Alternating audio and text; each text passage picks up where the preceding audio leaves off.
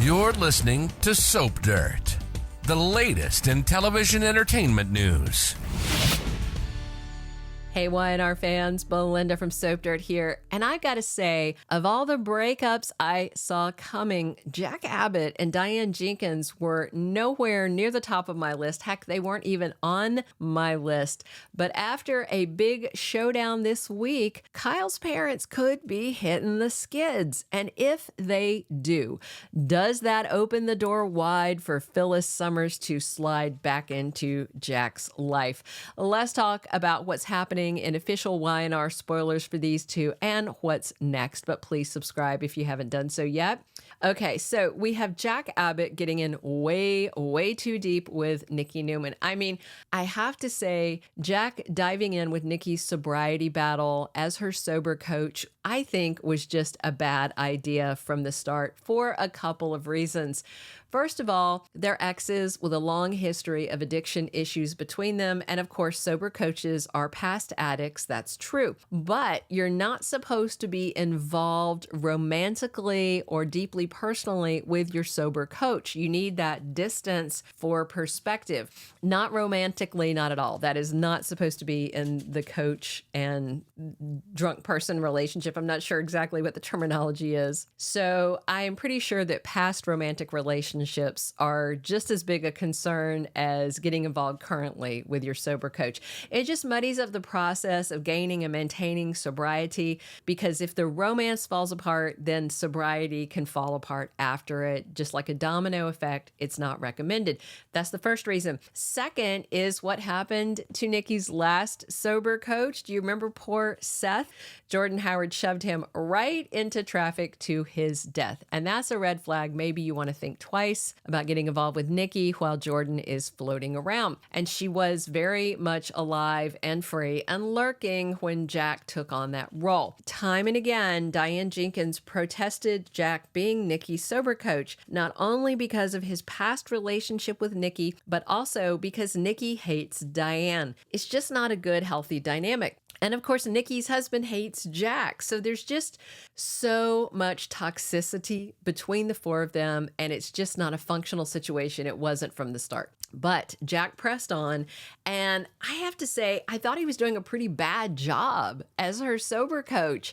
You know, Nikki's been drinking her butt off. The simple fact is her fall off the wagon was a hard fall. Nobody's fault except Jordan's. It was no fault of Nikki's. It wasn't by her choice. Well, it was Claire's fault too, but definitely not Nikki's choice. Nikki didn't just fall off the wagon though. She was thrown off of it, and then Jordan drove that wagon back and forth over her a few times. So it was such a bad thing. She needed rehab the moment they got her out of that lake house in Oregon.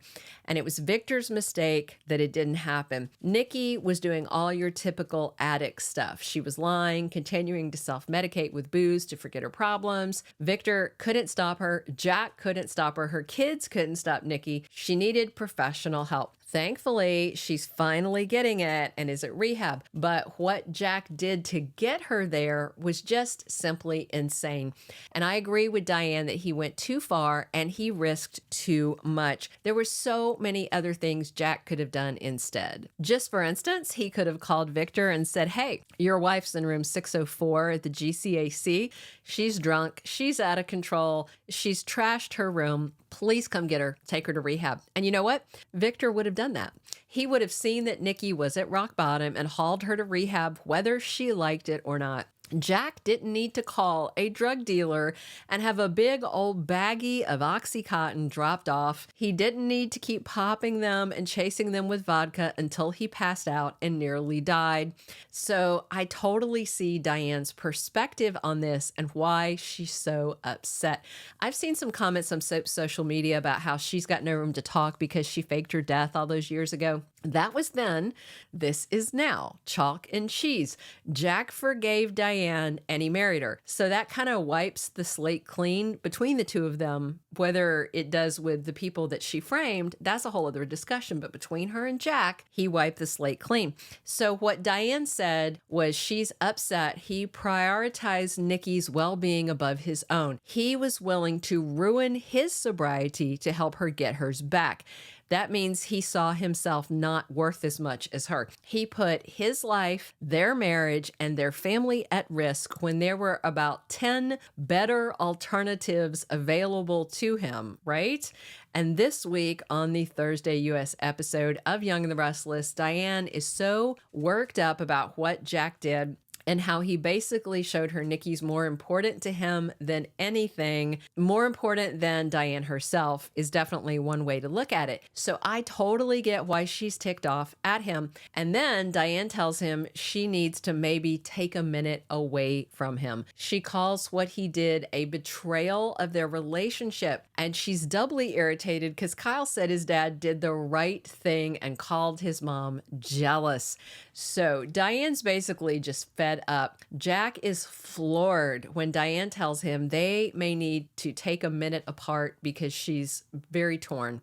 She's very upset. She wants to work through this anger she's having. Diane worries he has thrown away his sobriety and is about to spiral back into addiction. She hates that, but at the same time, she worries that if she leaves to get the space she needs, that might throw him back into addiction also. So basically, what I hear on this Thursday episode is that Diane Jenkins wants to take a break. She wants to walk away, have some time alone to just process her feelings and work through it, but she's worried that could push him back on the pills. So she's very trapped between this anger she needs to process and also by the risk that her stepping away could pose to his sobriety. So I'm also hearing she's more concerned about Jack's sobriety than he was when he called for the bag of pills and started popping them like they were Tic Tacs to try and scare Nikki straight.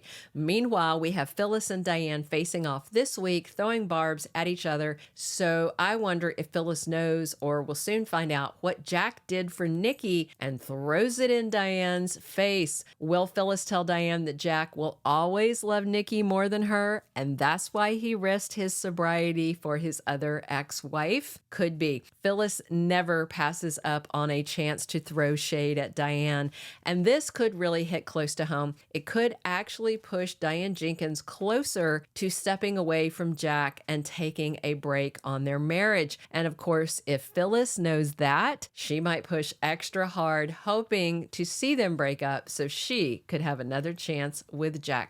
How messy is all of this going to be as we head into the last 10 days of sweeps? Pretty messy, I think. Subscribe if you haven't. Drop your comments on what is happening between Jack and Diane.